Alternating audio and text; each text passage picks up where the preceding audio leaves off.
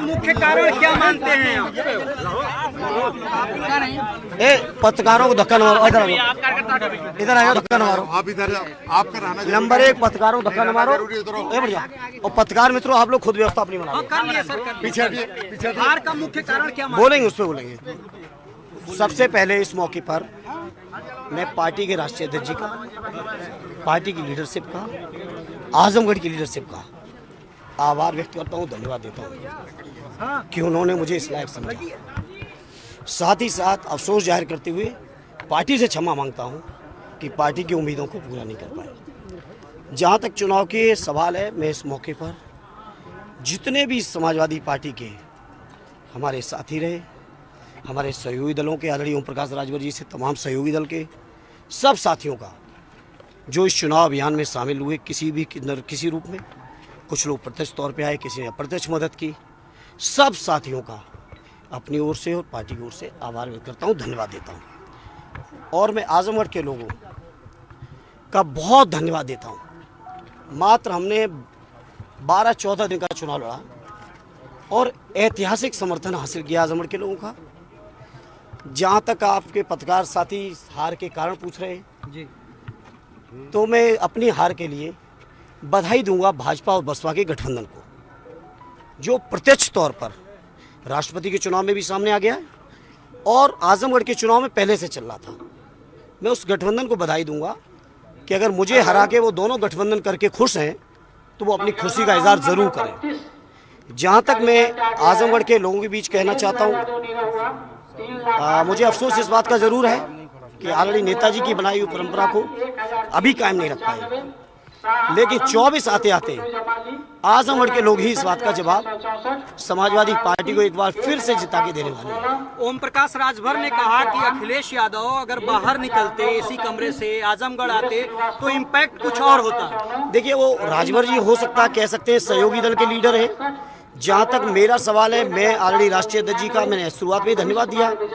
उन्होंने पूरे चुनाव को व्यवस्थित करने में कोई कमी नहीं की, लेकिन जो लोगों को कुछ ना कुछ मीन मेक चुनाव की हार की जाने कितने लोग समीक्षाएं करेंगे और कितने तरीके से करेंगे, हम उन बातों में नहीं जाते। मैं सबसे पहले राष्ट्रीय अध्यक्ष जी का धन्यवाद देता हूँ, उन्होंने फैसला लिया अपनी खुद की सीट पे। अफसोस इस बात का जाहिर करता हूँ कि मैं रिजल्ट नहीं दे पाया, इसलिए मैं इस मौके पर किसी भी साथी को इस हार के लिए जिम्मेदार अपने पार्टी, अपने गठबंधन के लोगों को बीच मैं सिर्फ आभार व्यक्त कर सकता हूं, जिम्मेदार नहीं ठहरा सकता। चूंकि रामपुर का मुझे भी जानकारी नहीं है, जहां मैं था वहां कोई television, mobile, media, social media का इंतजाम नहीं था, अलाउ नहीं था। रामपुर के बारे में जब बाहर निकलेंगे तो अंदाज लगाएंगे।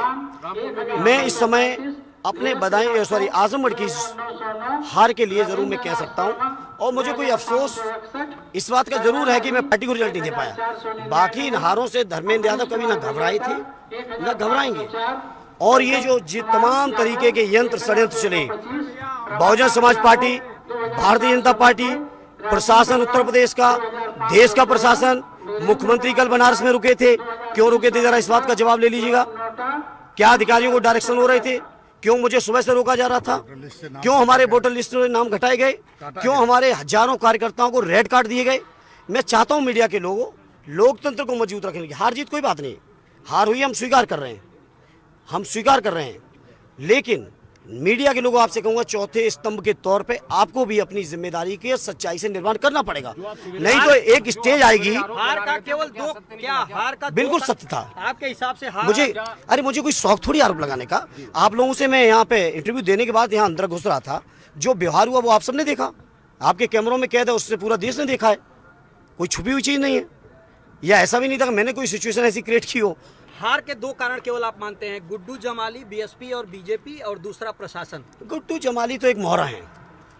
गुड्डू जमाली के बारे में मैंने पूरे चुनाव अभियान में कुछ नहीं कहा, क्योंकि मोहरा हैं, इनके बड़े खिलाड़ी लोग हैं, जो राष्ट्रपति चुनाव में फैसला लिए हैं अभी 2 दिन पहले, और भी कई मौक़ों पे फैसला लिए हैं, 4 बार मुख्यमंत्री भी बने हैं, ये भी कहें कि सपा को हराने के लिए भाजपा को जिताना पड़े तो जिता दो।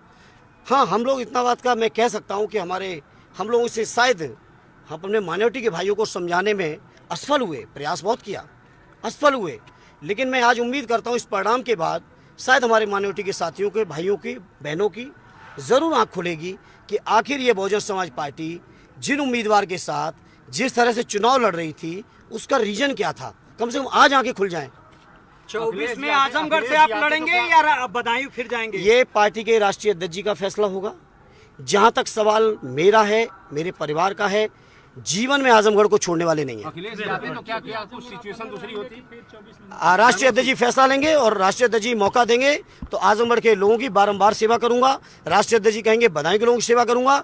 ये फैसला माननीय राष्ट्रीय अध्यक्ष जी का है। लेकिन ये रिश्ते, चुनाव तो अभी हमने 6 तारीख को शुरू किया था, ये रिश्ते हमारे 25 साल के हैं। ये रिश्ते नहीं कमजोर होंगे, न चुनाव के हार से कमजोर होने वाले हैं न, और ऑलरेडी राष्ट्रीय अध्यक्ष जी लड़ेंगे तो और बड़ी बात होगी आजमगढ़ के लोगों के लिए।